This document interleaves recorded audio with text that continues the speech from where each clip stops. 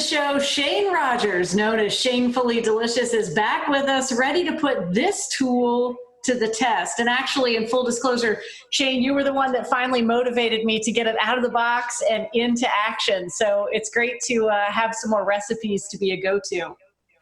Well, and the good thing about this recipe, first of all, it's great to be here. I've missed it. It's been fun. This recipe can work in the Instant Pot, it can work in a slow cooker, and it can work in the oven. We're all about flexibility these days and using what you have on hand, whether that's a super nice cast iron Dutch oven or the super duper Instant Pot. So, you know, and easy to find ingredients that we might have in the pantry. Yeah, that makes it convenient. I was looking at this recipe, and you're making Colorado pork. Is that what it is? Mm-hmm. It's like a chili with pork. When I saw the recipe come up, I was like, I have a pork loin in the freezer. So this gives me motivation to know what to do with it. Totally agree, because I try to keep one in the freezer all the time and pull it out and use it. And this is just 2 pounds. So that whole or the half pork loin that you normally get, probably you could make this recipe 3 or 4 times or do something else with the others and change it up. Okay, well, let's get it started. I've got it just for looks to know what we're dealing with here. You've got everything at the ready. I've got everything at the ready. I've got 2 of them going and one that's done. I've got this one on saute mode and it's heated up. So I'm going to pop in a couple of tablespoons of olive oil just to kind of coat the bottom and add a little bit of healthy fat to the recipe. And I've got 2 pounds of pork loin, kind of in big chunks. You could make these kind of as any size you want. They could be probably twice the size they are, or even smaller and cook even faster. I'm gonna pop that in. Woo, here's the sizzle. And that noise is music to our ears. That was a plentiful 2 pounds going. Did you say 2 pounds going into the Instant Pot, and then the shore sizzle? Right? This is what we want. So, say that again, Evan. If I weren't doing this with you on television, I would probably let this go for maybe 5 or 6 minutes. When you can start to feel that they've released, you can move them around and brown the other sides of them. But don't rush it. Take your time, because the thing is, if you did this in a crock pot or even the oven, it would take hours. With this recipe, it's going to take 1 hour. So we're already saving some time. Don't rush the browning. So if I were normally doing this, I would let this go for a few more minutes, but we're going to move right along. I've got 1 large onion in big chunks. Pop that right in there.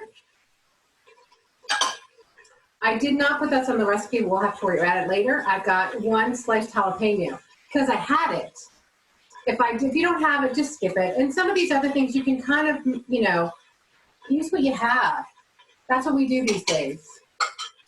Another thing I'm going to use is chipotles in adobo. And I found these in a reclosable jar at the store the other day. Normally they come in that pull top and you have to find something else to store them in, and you're going to use a tablespoon. But this you can keep in the fridge. They sit right in the fridge door and you can use them whenever you like. It's funny, I was reading an article recently about reusing jars and things, and now I'm trying to think about how to keep them in action. So maybe next time, if you get that pop seal lid, you can just pour them into a jar that you've saved. Right. Yes. We can always recycle things that we already have. 2 tablespoons of chili powder, a teaspoon of salt, and I'm using dried cilantro, which is hard to find, but it was the one thing I didn't have for this recipe, and I didn't want to run to the store. So I'm going to use this. You could use dried parsley. You could add some more garlic. You could add some different things if you don't have fresh cilantro. And I think sometimes with fresh, it kind of cooks down a little bit when you're using this pressure cooker. So I'm going to pop this in. And the last addition, and kind of the best addition for this recipe, is some fresh lime juice. Oops.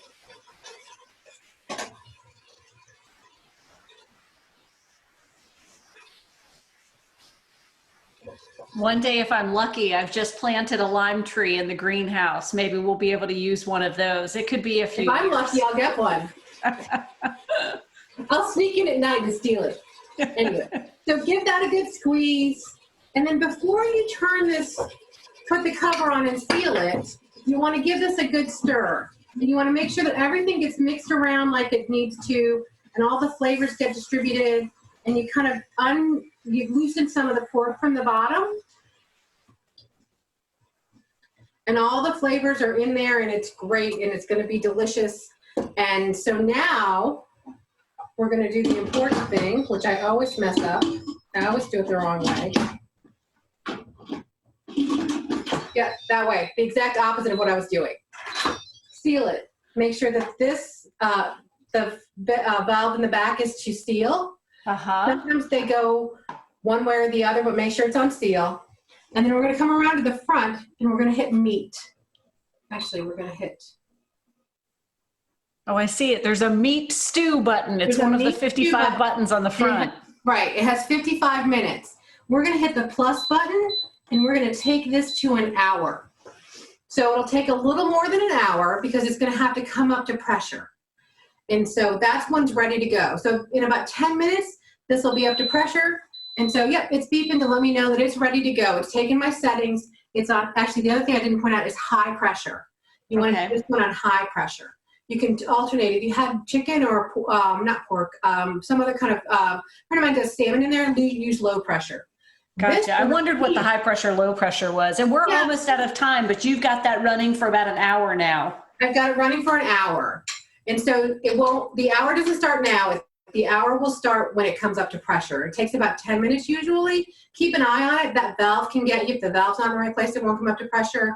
I don't know. I think sometimes if it has too much liquid in it, just keep an eye on it. It's not ready to set and forget just yet. As soon as it comes up and starts to count down, you can let it go. So here's the one that's done, and it's not even dramatic because it's already released naturally. I'm a little bit disappointed. I wanted it to be really steamy. I'm a little bit relieved because I noticed you did that very cavalierly with your hand. Number one, it scares me, and it's usually hot, so that one already released. It's really hot, but it's not typically hot enough to burn you. If you want to use a towel, I knew that it had been sitting here for a good, I can see on the counter on the other side of it, it's been sitting here for 24 minutes. So I was hoping for a little steam, but I knew it wasn't going to be too bad. In fact, that's warm, but it's not. Burn your fingers warm. I don't know if you can see this. Can you see it? I can see it. It looks beautiful. And so that's ready to go, or do you end up shredding it a little bit? You can shred it if you like, but I like to eat it with the chunks of pork in it like it is. Yeah. Well, it looks beautiful. And the one big lesson, too, that I've pulled out of this, Shayne, is that when you take this, apparently you can set this lid in the side. Who knew? Right? Yes. Exactly, see? Well, it's funny because so many people don't know it. I was really happy today because I'm kind of in a small space, and it was nice to not have to find room for the covers. Yeah. So I'm going to dish this up.